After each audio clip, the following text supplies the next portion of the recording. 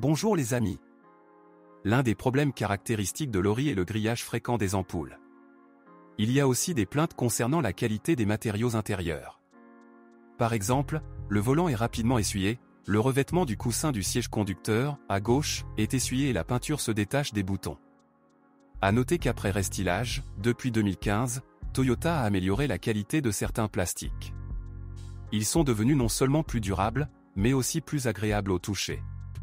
De plus, il existe un nouveau système multimédia et un panneau de commande de climatisation correspondant. La modernisation a également eu un impact positif sur l'apparence. Par exemple, la partie avant a commencé à paraître plus dynamique. Le choix le plus fiable parmi les unités à essence est le 1.6 valvematique de 132 ch. Les propriétaires et les mécaniciens font l'éloge de ce moteur de la famille ZR. Un entretien régulier et un bon fonctionnement peuvent facilement couvrir plus de 400 000 km. Plus tard, il y a des cas de brûlure à travers le joint sous la tête du bloc. Dans ce contexte, la durabilité de la base est de 1,33 à 99 ch, un peu pire. Par exemple, après 150 000 à 200 000 km, la consommation d'huile augmente parfois. N'oubliez pas que ce moteur ne doit utiliser que de l'huile de viscosité 0W20. Quant au moteur turbo 1.2 turbo aux 116 chevaux, apparu en 2015, jusqu'à présent, on n'a pas entendu parler de problèmes sérieux. C'est compréhensible, de nombreuses voitures n'ont parcouru que 60 à 100 000 km avec.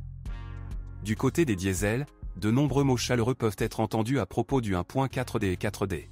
Bonjour les amis, vous cherchez une voiture d'occasion, vous devez prêter attention au site web carm.pro. Carm.pro est grand catalogue de voitures, moteurs, boîtes de vitesse. Et le meilleur, c'est que vous pouvez trouver des informations sur les pannes de n'importe quelle pièce, complètement gratuit. Allez sur le site web carm.pro et découvrez tous les éventuels points faibles des voitures d'occasion.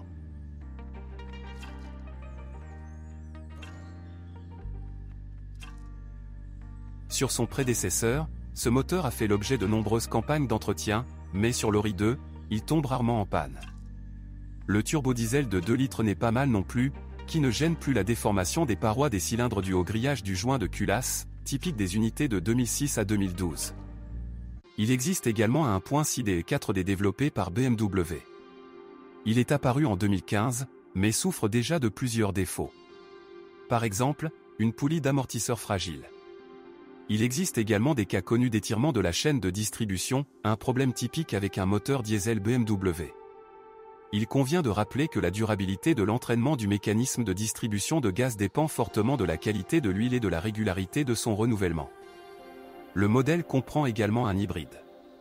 Il s'agit d'une combinaison d'un moteur à essence de 1,8 litre et d'un moteur électrique.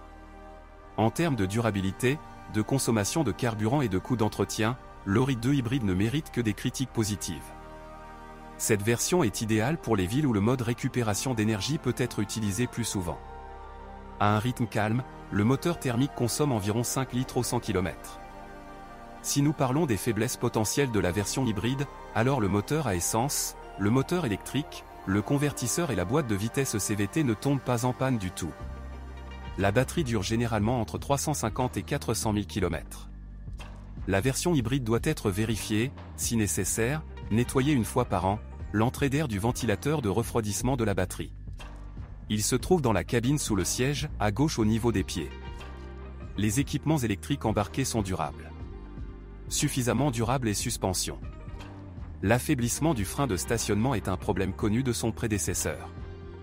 Habituellement, la maladie survient après 80 à 100 000 km.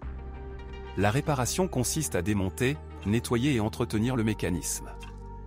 Au fil du temps, du jeu peut apparaître dans la direction et un bruit de connement peut se faire entendre lors de la conduite sur des surfaces inégales. La raison en est l'usure de la crémaillère de direction due à l'humidité. Si vous connaissez d'autres dysfonctionnements de modèle, assurez-vous d'en parler.